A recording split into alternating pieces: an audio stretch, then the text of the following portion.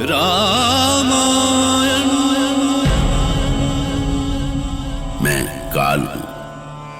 रघुवंश के नायक महाराज दशरथ महारानी कैकेयी के कोप से विचलित हुए। महारानी की आंखों के आंसू थमने का नाम ही नहीं ले रहे थे और दशरथ समझ नहीं पा रहे थे कि राज्याभिषेक की शुभ घड़ी में उनकी प्रिय महारानी को क्या हो गया है। बहुत देर बाद महारानी कैकेयी ने मुंह खोला, जिसे सुनकर महाराज के होश उड़ गए। प्रेम का झूठा दिखावा मत कीजिए महाराज, जाइए यहां से। क्या कह रही हैं आप? मेरी भावनाएं झूठा दिखावा है? झूठ को झूठ ना कहूं तो और क्या कहूं महाराज? नहीं कैकेयी, रघुकुल के महाराज दशरथ की वाणी झूठ नहीं हो सकती। ऐसा लांछन मत लगाइए मुझ पर। अच्छा होता ये लांछन लगाने से पहले आप मेरी प्राण ले लेती। प्राण आप क्यों देंगे स्वामी? प्राण तो उस पत्नी को देने चाहिए जिसका पति उसे दिए वचन भी न याद रख सके। वचन? कौन सा वचन भूला हूं मैं? बताइए देवी, बताइए। नहीं स्वामी, जिस वचन को याद दिलाना पड़े उस वचन का क्या मोल? मोल है देवी, मोल है। आप एक बार मुझे याद तो दिलाइए, मैं जान देकर भी अपना वचन निभाऊंगा। तो सुनिए, आपको याद है एक बार मैंने युद्ध भूमि में आपके प्राण बचाए थे, तब आपने मुझे 2 वर मांगने को कहा था।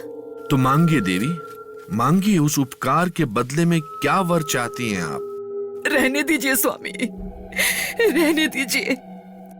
आप दे नहीं सकेंगे। मैं आपको वचन दे चुका हूं देवी।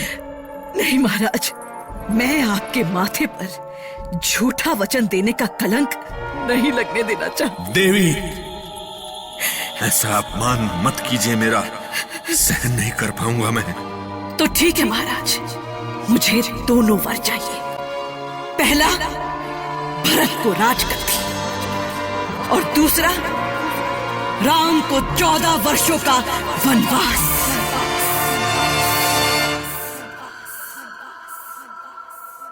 ये आपने क्या मांग लिया देवी? राम को वनवास देकर कैसे जी सकेगा ये दशरथ? इससे तो तुम मेरे प्राण ही मांग लेती। महाराज, महाराज जी, ये क्या हो गया आपको? कोई है? अरे कोई है? महाराज! कैकेयी, क्या हुआ कैकेयी? महाराज को क्या हुआ? महाराज, आपको क्या हो गया महाराज? आप कुछ बोलते क्यों नहीं? कुछ बोलिए ना, ईश्वर के लिए कुछ बोलिए। अरे अरे, कोई वैद्य को बुलाए, महाराज अचेत हो गए हैं। सुमित्रा, सुमित्रा, जल्दी किसी को भेजो। कैकेयी, तुम चुप क्यों हो? क्या हुआ महाराज को? तुम कुछ बोलती क्यों नहीं? कैसे हुआ ये सब? मुझसे कुछ मत पूछिए दीदी। मुझे क्या पता था कि महाराज इतने दुर्बल हैं।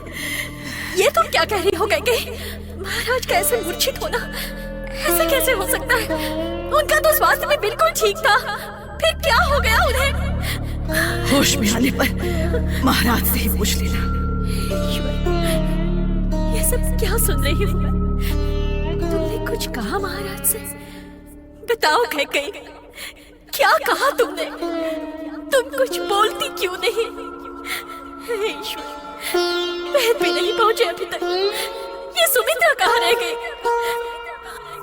कैकेयी ने तो अपने दिल पर पत्थर रखकर ऐसा कठोर वचन कह दिया, पर क्या महाराज दशरथ में भी वो बल था कि वो कैकेयी के इन शब्दों को अपने मुंह से कह सके?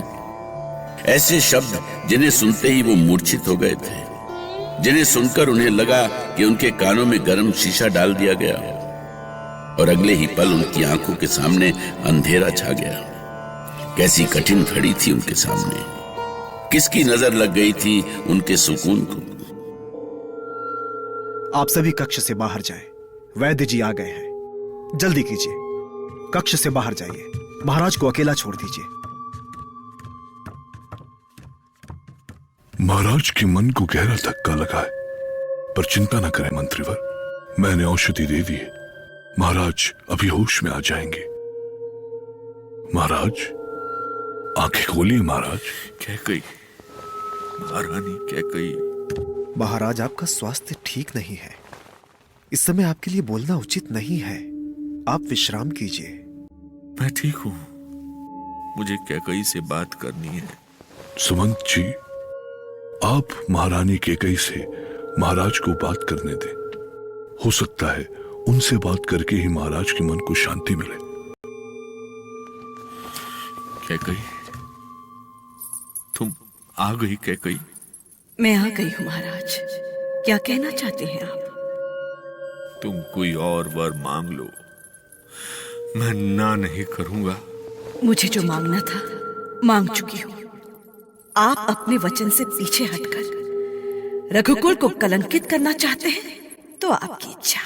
राम को वनवास देकर मैं अपनी दृष्टि से गिर जाऊंगा कैकई, और प्रजा को क्या जवाब दूंगा मैं? एक बार फिर सोच लो कैकई। एक बार नहीं, 100 बार सोच चुकी हूँ महाराज।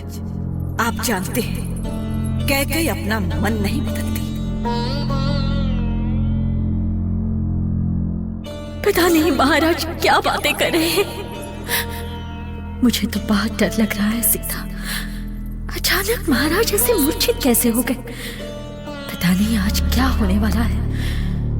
माँ, मुझे तो लगता है कि महाराज इस समय माँ कैकई से राज्याभिषेक की बातें ही कर रहे होंगे।